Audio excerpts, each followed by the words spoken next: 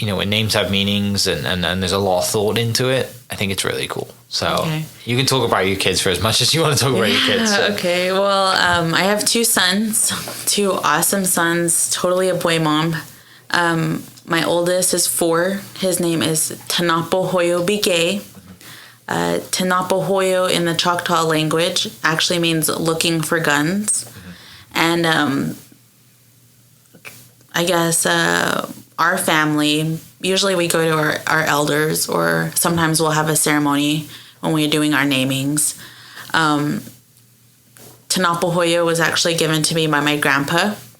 And as he explained it to me, he said, actually, this is a woman's name, but, it could actually go either way. It could be for, a little boy or a little girl.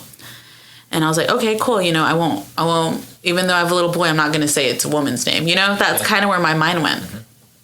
So I actually had him 2019. I started working here at Cultural Center the end of 2019, early 2020. Like I said, I was the first one in the Cultural Center. The only thing that was kind of up when I was here was they had a couple exhibit displays out. They were still putting the writing up but since being the first one within the education department, it was on me to go through, read everything, know my history, and start developing some stuff, right? So come to find out, honestly, the first, 2 weeks or so, I was reading. And there's a panel in the Cultural Center, and it talks about the 1500s, whenever Hernando de Soto first came into the contact with the southeastern natives, the Choctaws, in areas of Louisiana and Florida. Talks about that. Talks about, these Spaniards coming over, their first contact. The Choctaws, scared them away. So the Spaniards left. They knew the Choctaws were not to be messed with. A couple years later, the Spaniards come back during the second encounter. But this time they came with, this exhibit talks about their clad armor. They came with their weapons, their guns. They knew what to expect. And so this story goes that when the Spaniards came the second time, that they completely wiped out all the Choctaws. Men, the grandpas, the boys were all gone.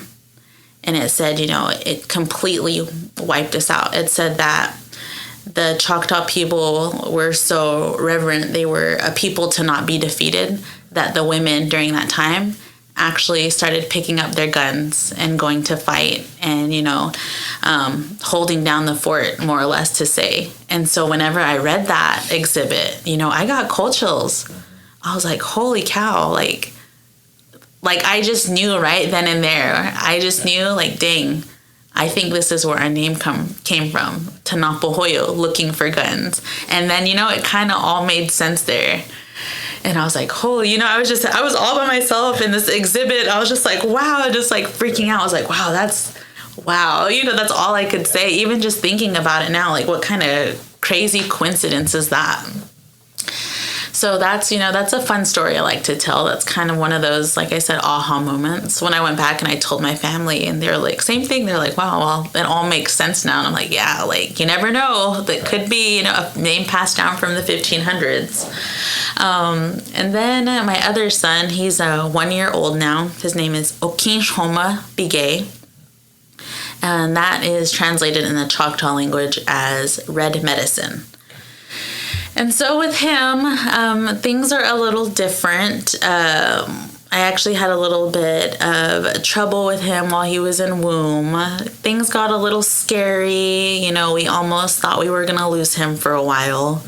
In our way, we don't really figure out if we're going to have a little boy or a little girl. We wait until, they're born.